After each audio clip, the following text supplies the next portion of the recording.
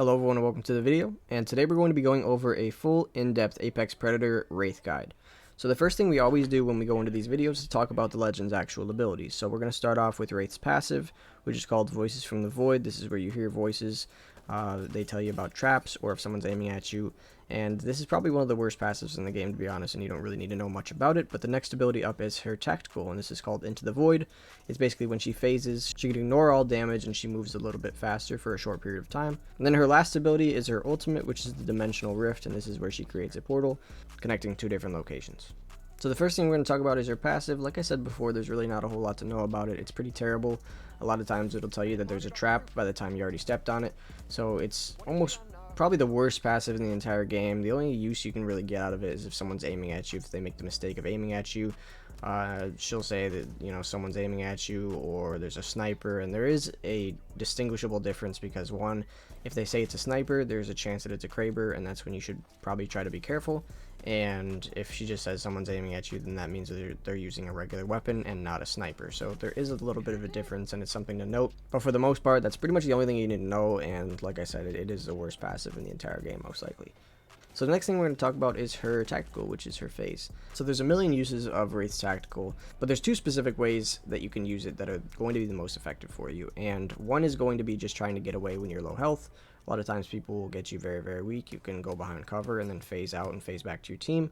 And then another way is using it to rotate. A lot of times, you know, you'll have to rotate from one point to the next, especially if the zone is closing in, and people will be shooting at you sometimes, so you can phase to ignore all the damage and move from one piece of cover to the next safely.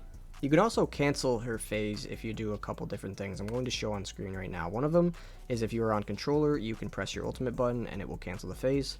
Also, if you start up a heal, it will also cancel the phase. And lastly, if you jump on a wall or mantle an object, it will also cancel the phase. These are very important techniques to know, because if you accidentally hit the phase button, you can save it, or you can bait people into thinking that you're going to phase away and catch them doing something. An example of this would be if you're fighting somebody and you guys are on each side of cover, and you fake like you're going to phase away. They will climb up and you can pretty much freely one-clip them.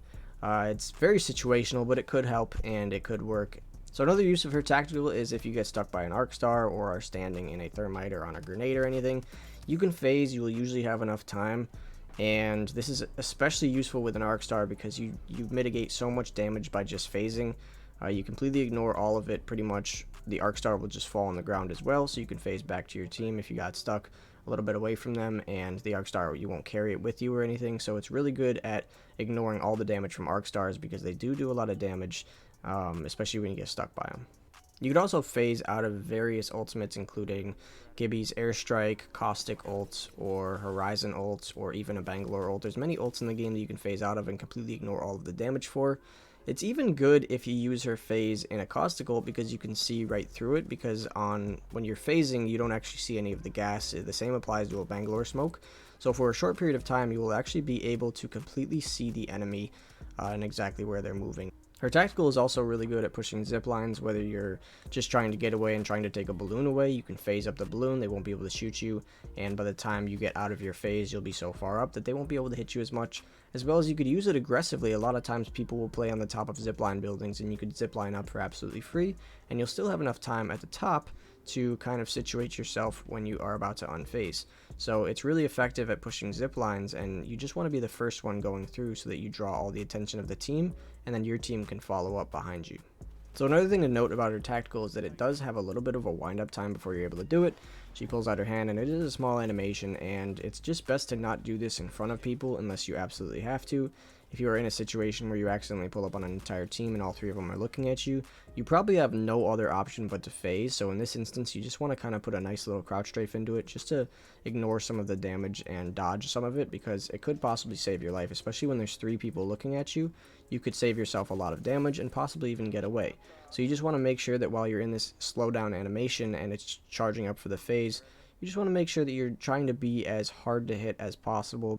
Another great use of Wraith's phase is to use it while flanking. So Wraith is effectively one of the best flankers in the game for this reason, because you can pull off a huge flank, go right behind the enemy, and if they decide to tunnel vision you, or if you get too low, you can phase back and go right back to your team and safely heal back there behind them, and you will probably have gotten off a lot of damage as well, and you can even get a knock from back there. So Wraith is really good at phasing, because worst case scenario, you still get out alive. You just need to make sure that you are in range of your teammates when you're flanking. You don't want to phase and then they could still shoot you in the open. So just be mindful of where you are phasing and how far you can get before you actually try to flank. And last but not least, we have the most important tip, which is canceling the animation after the phase. It's probably the glitch, but nevertheless, how you do this is you press R1, L1, which is your ultimate. And if you press your ultimate button, it will completely cancel the animation after the end of the phase, so you can immediately pull out your weapon. This is very effective if you come out of a phase right in front of somebody. You can press the ultimate button and immediately fry them. They're not going to expect it.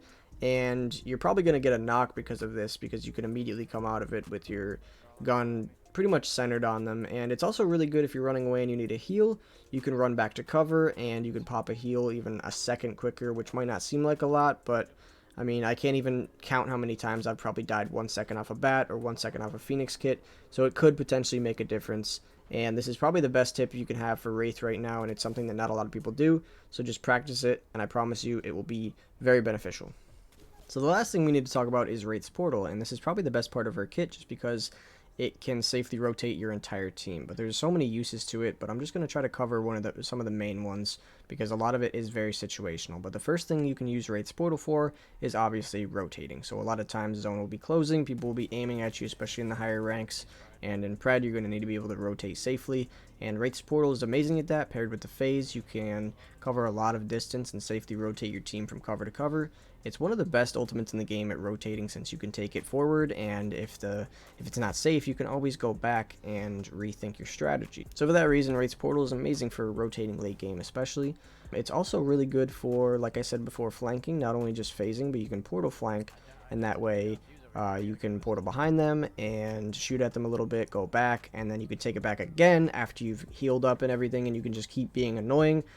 The job of being a Wraith, I feel like you have to be a little bit annoying and play a little bit annoying and just kind of pick at people and poke people, because you have the ability to completely get out, and even if you need to, you can portal back. They're not going to be able to take it. You can also use the portal to push aggressively.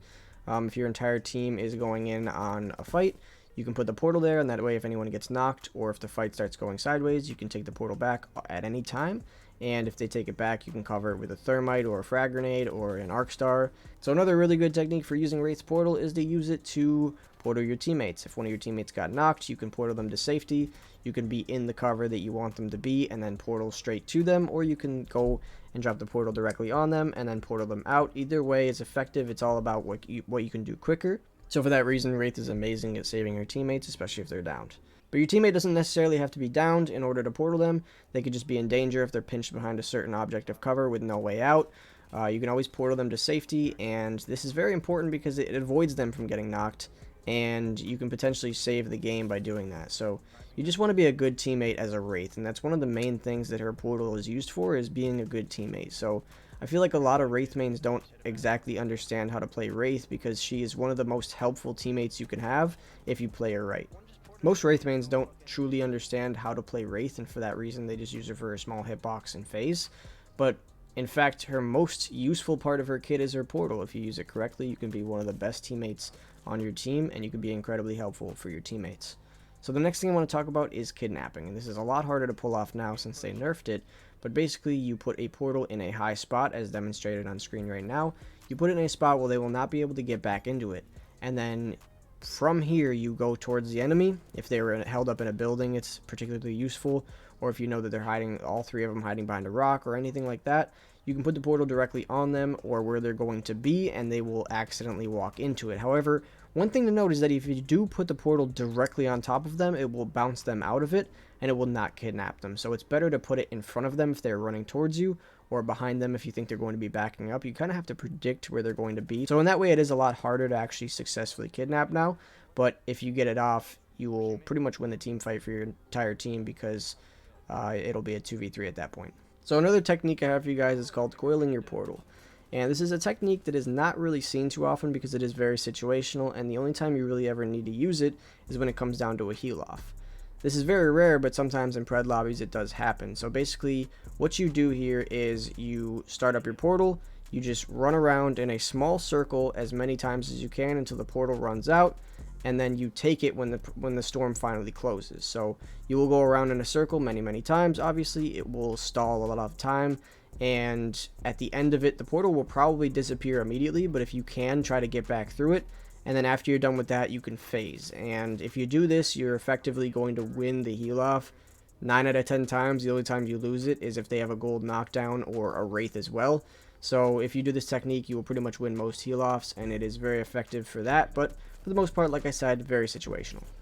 So another use of Wraith's portal is to use it to block doors. In this video I have shown if you are being pushed by a lot of different teams, you can use it to kind of get a little bit of time to stop them from pushing in, and if they do push in, they have to take the portal, so it's a free 1 clip if they end up taking it.